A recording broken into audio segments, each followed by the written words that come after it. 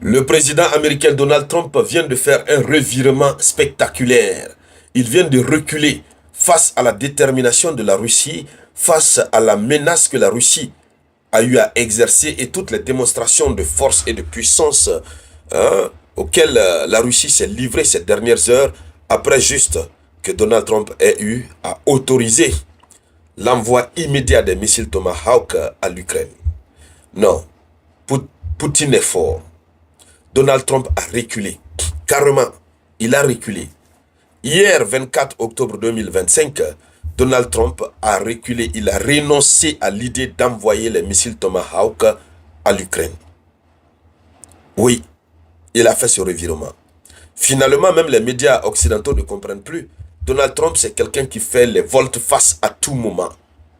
Oui, et on commence à le critiquer sévèrement qu'il a peur de la Russie. Évidemment que oui. Poutine avait juré. Et cette manière de jurer et de promettre de la part de Poutine, c'est inhabituel. Puisque Poutine est lent à la colère. Poutine n'est pas agité. Il ne prend pas les décisions à la hâte. Mais s'il jure, c'est qu'il va le faire. Dames et messieurs, dans le cadre de cette conférence géopolitique dédiée à l'actualité mondiale, c'est de cette actu que nous allons parler.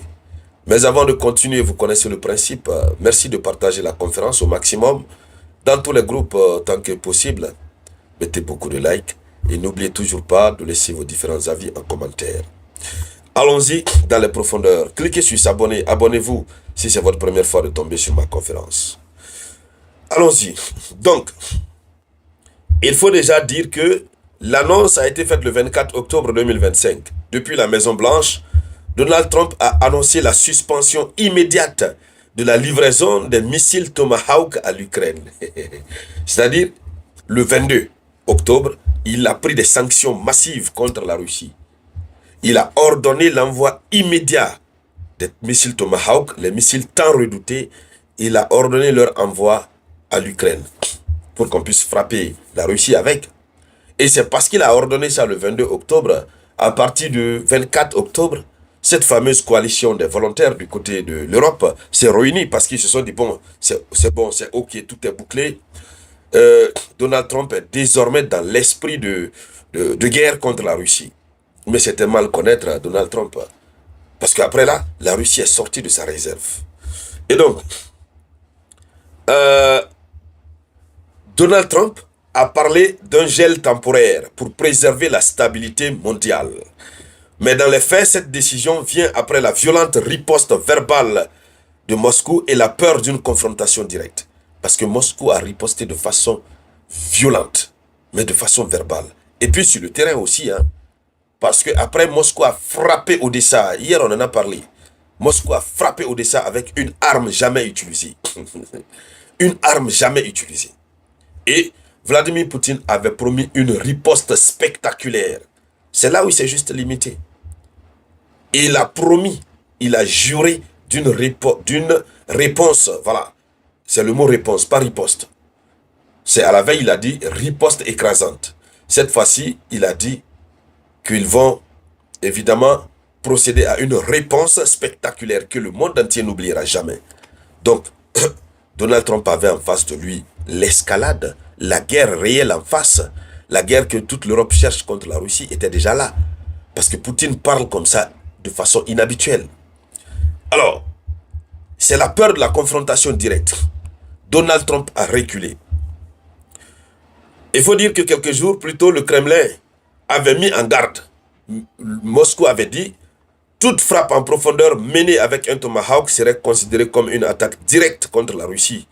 Poutine avait promis une réponse écrasante, une réponse spectaculaire face à la situation. Et donc, à l'issue de cette déclaration, Washington a compris qu'il jouait avec le feu. C'est ça. Donald Trump a compris qu'il jouait évidemment avec le feu. D'accord? Donc, les États-Unis d'Amérique, qui venaient à peine d'imposer des sanctions sévères contre des géants russes tels que Rosneft, et les Russes sont énervés. Poutine est énervé d'abord de ces sanctions. Et si à l'issue de ça, il ordonne l'envoi des Tomahawk. Tout ça, ça motive Poutine à vraiment dire, bon, ok, c'est bon. Comme Donald Trump veut la guerre, on va lui livrer la guerre. Mais en attendant, Poutine a décidé de montrer de quoi il est capable. Il a frappé Odessa. Il a rasé une bonne partie. Avec un type de missile. Non, c'est pas un missile. C'est un type d'arme. Hein, une arme qui est une bombe guidée. Qui est capable de passer des temps dans le ciel.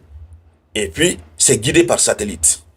Donc, ce recul de Washington est dicté par la réalité stratégique. Si Washington maintenait l'envoi des Tomahawks à l'Ukraine, mais écoutez, ça allait chauffer. Les Tomahawks, ça fait combien? 1500 km. Et Vladimir Poutine a lancé une bombe guidée. Avant même la bombe guidée, Poutine a lancé un autre missile qui fait 12 000 km. Mais Poutine a lancé ça juste sur 5 000 km.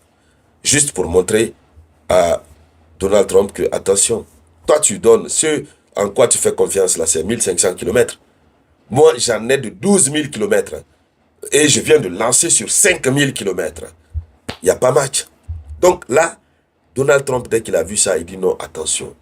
C'est un territoire, un terrain glissant. Je ne dois pas m'aventurer là. C'est ça la vraie vérité. Le rapport de force a prouvé que l'Amérique ne peut rien face à la Russie. Donc, l'armée américaine qui a observé une activité inhabituelle dans les bases russes de missiles stratégiques. Vous savez, les services de renseignement sont là. Ils ont observé une activité inhabituelle. Ça veut dire que la Russie se préparait sérieusement à des frappes inédites. C'est-à-dire, Poutine a promis, il a juré, mais il a aussi donné des ordres à l'armée. Donc le Pentagone a préféré calmer le jeu.